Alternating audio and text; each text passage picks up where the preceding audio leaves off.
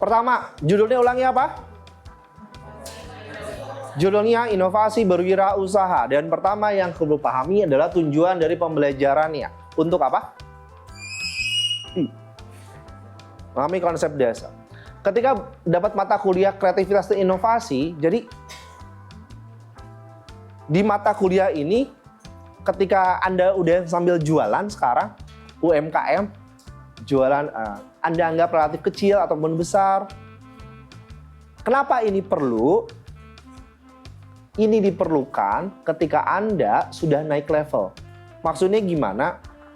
Sebut UMKM yang kamu tahu. Nama apa? Brandnya apa? UMKM atau apapun merek. ST. Ada merek ST. ST itu kalau sudah berhasil, apakah dia akan ada kemungkinan diundang menjadi narasumber? Bener ya? Ngerti ya? Ketika dia diundang menjadi narasumber, diundang untuk 1 jam. Dia bercerita tentang apa? Tentang pengalamannya yang akan menjadi lebih luar biasa kalau dukung sama teori. Contoh kasus. Beberapa waktu yang lalu saya diundang sama FISIP Unpar untuk ngisi materi di sana. Pas saya alumni lagi. S1 saya kan Fakultas Hukum di Unpar, S2 Manajemen SDM di Unpar. Tebak, saya diundang untuk ngisi acara apa? Atau sebagai kapasitas apa? Berikan tebakan Anda. Tebak nggak apa? Materi apa kira-kira? Atau sebagai apa saya diundangnya? Narasumber, betul, narasumber. Temanya apa, Ger? Temanya apa? Wirausaha, leadership. Apa? Ada lagi boleh belakang? Kanan? Boleh tebak aja, suarakan dari kepala Anda. Komunikasi. Yang duduk di depan saya adalah staf FISIP Unpar, Kaprodi, para pejabat, mahasiswa, semua duduk di situ di depan. Dan saya diundang sebagai guru yoga. Damn, saya bilang gitu. Saya kuliah nggak ada hubungannya, diundang guru yoga. Saya tuh bilang, hidup tuh kadang penuh plot twist. Ketika di depan, yang saya sharing adalah teknik olah nafas. Yang menarik yang saya mau cerita ke Anda, kan saya nggak mungkin cuma cerita olah nafas tuh tarik, buang, udah, assalamualaikum. Enggak. Tapi yang saya dukung adalah teori-teori tentang nafas yang saya tahu. Misal, Profesor Buteyko, peneliti dari Rusia bilang, manusia itu sehat bukan karena kelebihan oksigen. Oke? Jadi, dia itu justru harus mencukupi karbon dioksida. Nah, ketika cara itu kan, orang-orang kok bisa dan sebagainya. Teori yang saya baca, yang saya pelajari, teori-teori ini bisa kamu ceritakan nanti, suatu ketika nanti ketika kamu ngobrol, diskusi sama orang-orang. Paham nggak maksudnya? Jadi bukan cuma sekedar, ngapain teori dan sebagainya, bukan. Ini fondasinya, kamu bisa tahu di situ nanti. Inilah penting. A. Konsepsi inovasi. Silakan, yuk masuk. Salam. Teman-teman semua tentang konsepsi inovasi. Pertanyaannya, kalau Anda berbisnis, kan kita semua di administrasi bisnis, saya in frame dulu, kasihan nanti kalau yang direkaman. Kita semua di administrasi bisnis semua. Kenapa pertanyaannya kita perlu melakukan inovasi ketika melakukan bisnis? Yang pertama, resikonya itu tinggi. Banyak hal yang nggak pasti ketika berbisnis tuh.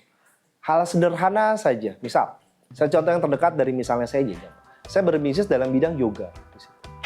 Ketika ada klien udah book saya, Kang, saya mau private yoga di sini. Berapa? Akad kan ya? Akad di sana, oke, nominalnya berapa orang dan selanjutnya. Tapi kemudian tiba-tiba cancel pas hari H. Mungkin nggak itu terjadi? Bisa. Ada risiko di sana. Ya. Makanya di situ tinggi kepastiannya. Caranya gimana? Solusinya ketika resikonya tinggi dalam berbisnis, kamu cari solusi di situ.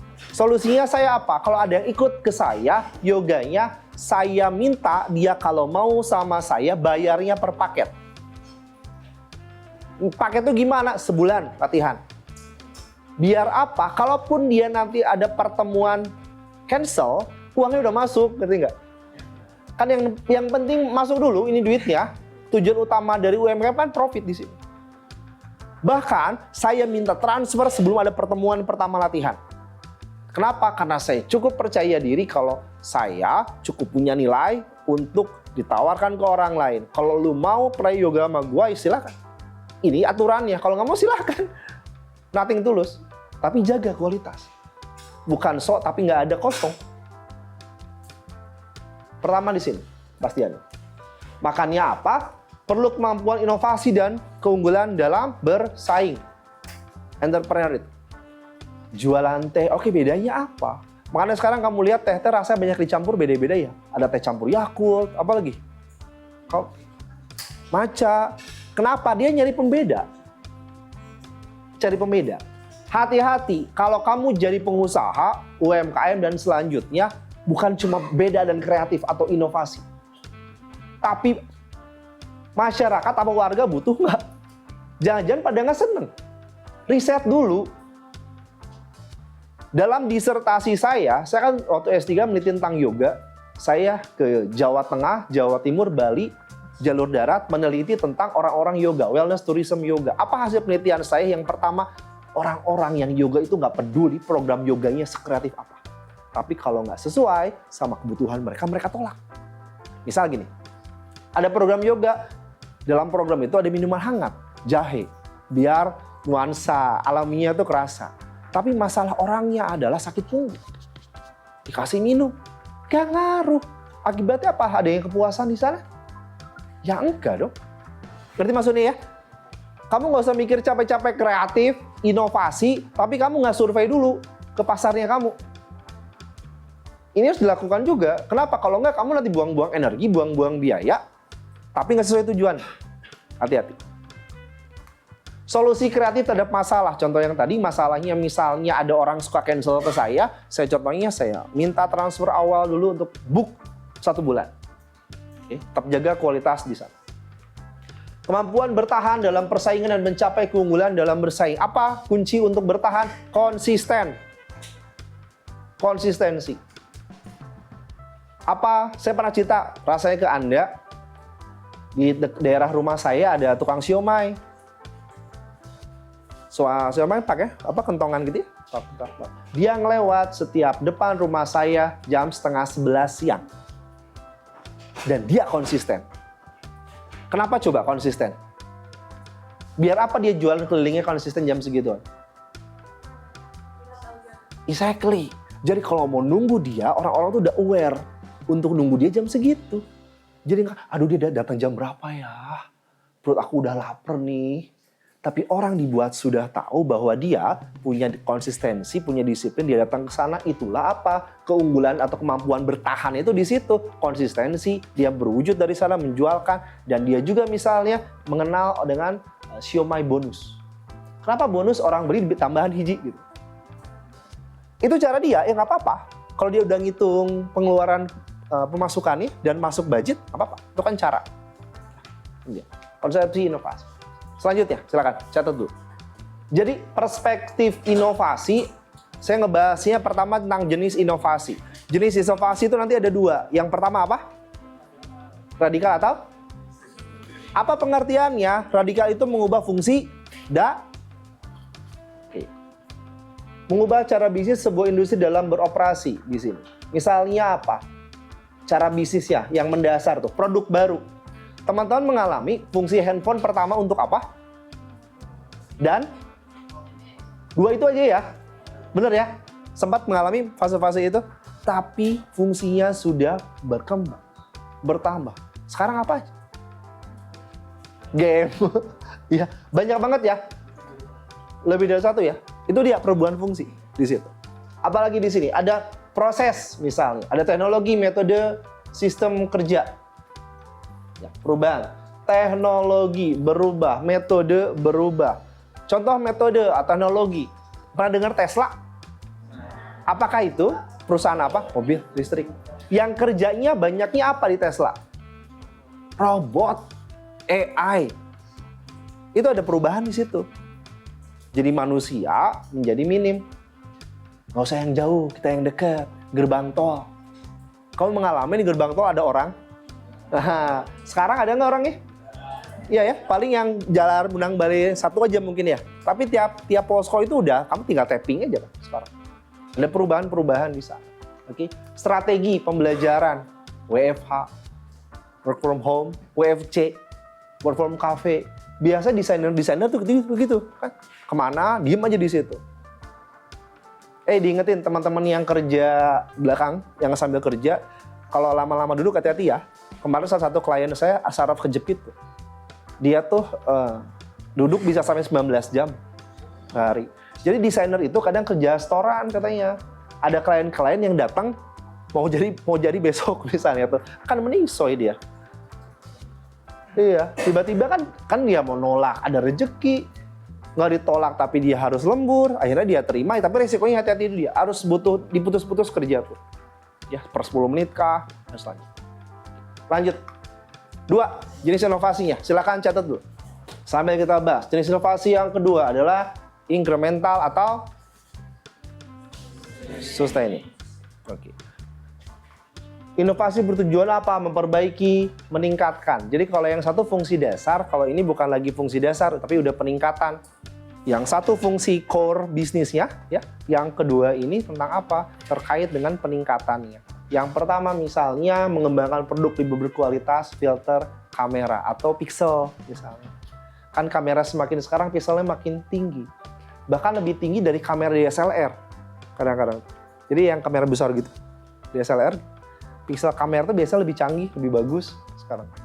Apalagi ada orang-orang biasanya, cewek-cewek senang foto-foto, nyari kalau belanja ke toko BC atau beli ke kamera, tanyanya gitu, berapa pixel kameranya? Pertanyaannya salah satunya itu. Berapa pixel? Itu peningkatan. Proses agar lebih efektif dan efisien. Alat inspeksi otomatis mengurangi cacat produk. Jadi ada bagian untuk melakukan seleksi apakah ini sudah oke atau tidak. Hal paling simpel adalah kalau misalnya kamu dulu sudah cukup ngoprek Microsoft Word. Microsoft Word itu ketika kamu menulis dalam satu bahasa, terus ada bahasa lain yang kecampur, dia otomatis akan ada garis bawah warna merah. Itu kan maksudnya secara otomatis dia udah nyaring, udah ngasih tahu, hey, ada ejaan yang salah loh. Di sini mengurangi untuk cacatnya. Hasil. Strategi. Nyusun kembali strateginya gimana? Bukannya Starbucks ya, ini contoh aja ya. Sekarang itu biasanya aplikasi-aplikasi itu suka ditanya kalau beli. Misal, kamu beli kopi nggak usah Starbucks, yang coba yang lainnya, kopi kenangan. Kamu beli. Kakak udah punya aplikasi kopi kenangan ya? Itu yang ditanya. Kenapa? Diarahin download. Ketika sudah download, biasanya nanti ada fasilitas-fasilitas. Apakah diskon misalnya, ataukah ada bundling, beli, apapun itu. Tujuannya apa? Loyalitas. Kan dia butuh perputaran terus ya, konsisten ya. Caranya gimana untuk dapat ngait itu? Ya itu dikasih aplikasi. Dia ngikutin, biar update. Strategi. Masuk selanjutnya ya. Next, silakan tulis dulu. Aspek penting untuk merumuskan strategi inovasi. Sambil nulis, sambil saya bahas sekilas-sekilas ya. Ini merupakan aspek penting merumuskan strategi inovasi. Jadi kalau inovasi itu nanti ada beberapa hal yang bisa diperluas atau konsep dasarnya. Yang pertama adalah manajerial. Kompetensi pengusaha dalam inovasi produk. Manajerial itu, kalau pimpinan itu bukan ada pucuk pimpinan ya, top leader. Di bawahnya lagi ada. Hal sederhananya gini, di Bagairsasi ada Pak Ketua. Di bawah Pak Ketua ada siapa? Yang disebut kalau di Bagairsasi misalnya Kabiro. Ya, dulu ada misalnya dulu Pak Bisma, misalnya di akademik misalnya. Terus ada Pak Hadi, ada Pak Hanif, ya kan? Itu manajerial di situ, yang cukup top, tinggi tapi nggak tinggi banget di situ. Orang-orang yang nanti harus searah. Nah, para manajer ini, yang memanage ini, perlu mendukung inovasi. Jadi dalam organisasi itu nggak bisa cuma ada satu bagian doang yang mendukung inovasi. Itu perlu menyeluruh. Pemikirannya kalau kolonial gitu ya, kalau lama ya, ini bakal sulit. Apa contohnya? Teman-teman kalau kerja di temen yang udah sepuh, pasti gaptek. Dan bisa jadi yang kedua, itu susah mau berubah. Biasanya jawabannya kalau susah berubah gini, bapak udah sekedar pergi pensiun. Terus lah, kiawe lah. kan gaji tetap dapat. Gitu. Kenapa saya bilang demikian? Kakak Anda, senior kakak Anda waktu di Bagasasi ada yang skripsinya meneliti di tempat kerjanya. Tentang apa? Budaya kerja yang senior sama yang junior. Hasilnya gitu yang senior tuh. Katanya tidak mendukung inovasi. Kenapa? Karena biasanya udah malas berubah.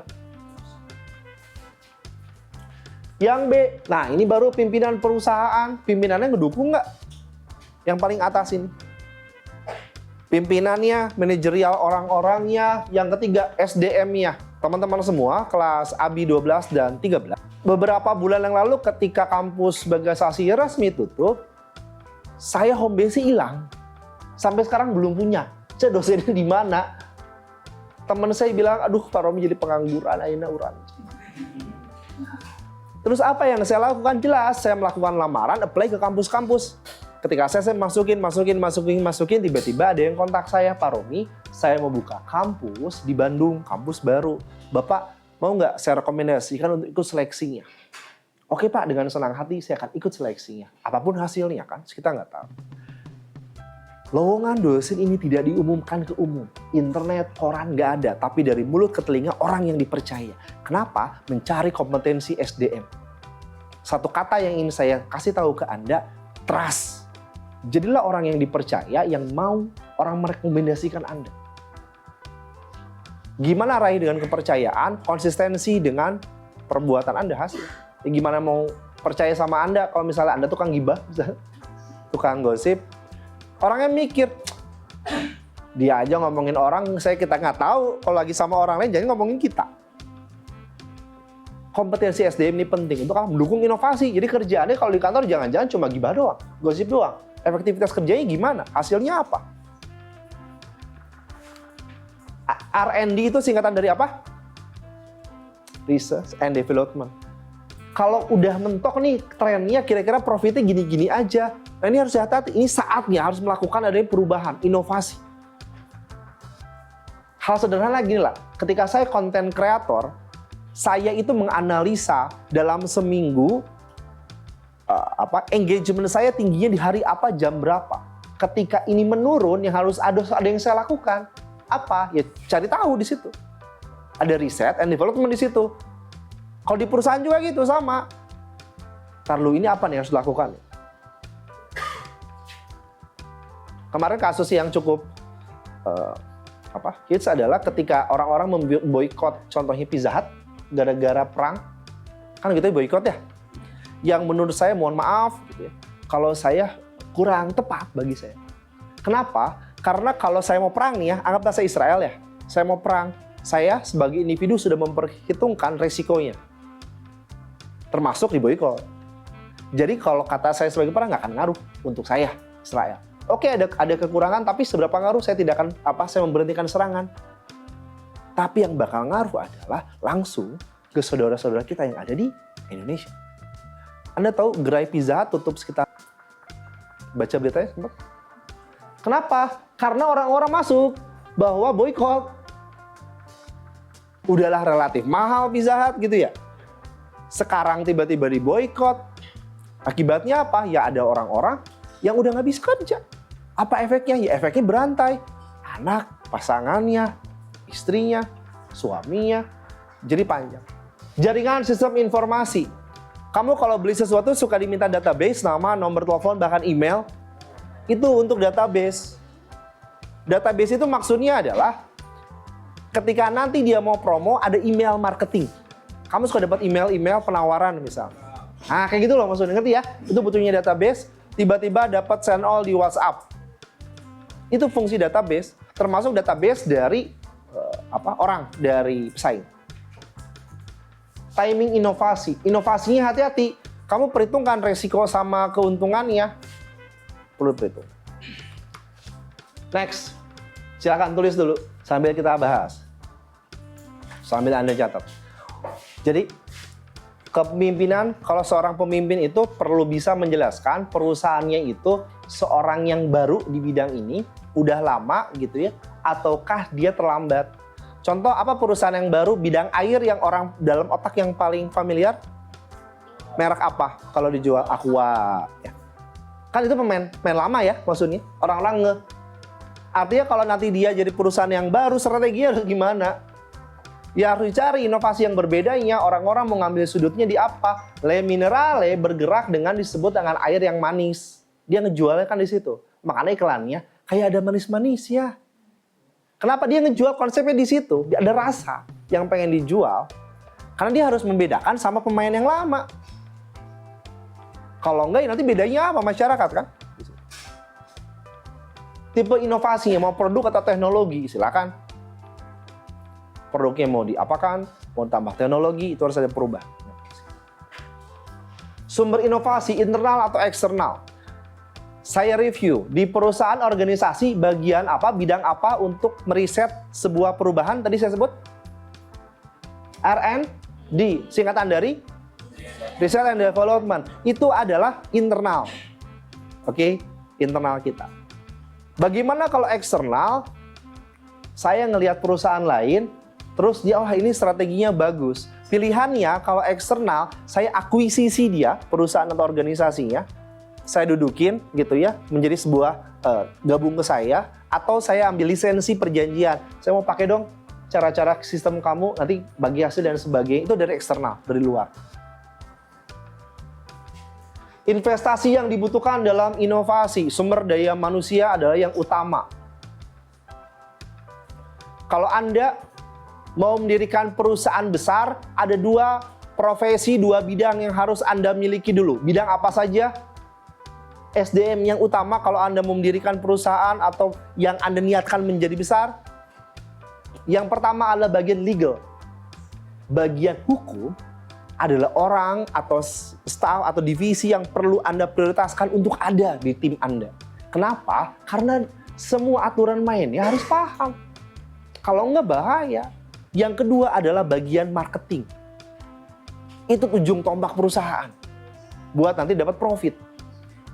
Jadi kalau Anda perusahaan besar, diingat yang pertama Anda harus paham tentang apa atau ada bagian apa? Legal, bagian hukum. Yang kedua apa? Marketing. Itu yang utama. Yang lainnya bisa nyusul. Itu dulu yang perlu ada ya di SDM ini. Teknologi dibutuhkan ya, jelas teknologi. Teman-teman semua mengalami hambatan ketika Anda mohon maaf di kampus bagasiasi nilainya itu tidak ada dalam sistem. Iya kan, ngerasa ya, akan lebih mudah kalau di sistem itu ada ya. Itu teknologi penting. Ketika sudah ada di sistem, dengan mudahnya nggak perlu repot lagi nanya ke dosen lagi misalnya, ngacak-ngacak berkas yang tertulis. R&D lagi, Research and Development. Ruang inovasi. Inovasinya bisa produk, proses, posisi dari perusahaan. Mau melihatnya kemana dari sudut pandang. Terakhir, silakan catat. Teman-teman semua, ABI 12 dan 13, ingat hasil penelitian disertasi saya bahwa nggak peduli seberapa kreatif kamu, kalau misalnya orang yang nggak butuh, dia nggak akan kena engagement dengan Anda.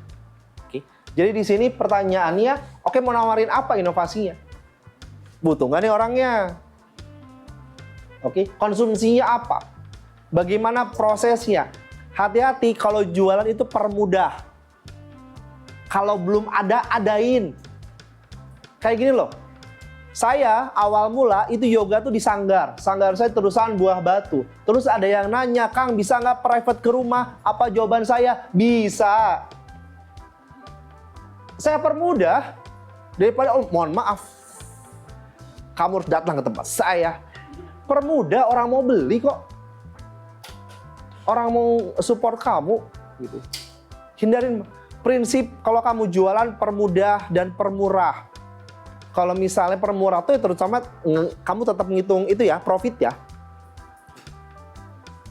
Nanti kan kamu mainnya di kelipatan, di banyaknya penjualan. Bagaimana prosesnya, oke? Where, di mana? Kalau kamu melihat tools of innovation, di sini berulang kali ada kata produk, proses, pemasaran, organisasi. Jadi ketika berbicara inovasi, sebuah pembeda ini bisa dari bermacam hal. Bisalah prosesnya, ada inovasinya. Bisa dari produknya, dari organisasinya, atau dari misalnya ada pemasaran. Jadi kata-kata yang selalu diulang tadi, inovasi apa? Di produknya, prosesnya, banyak hal.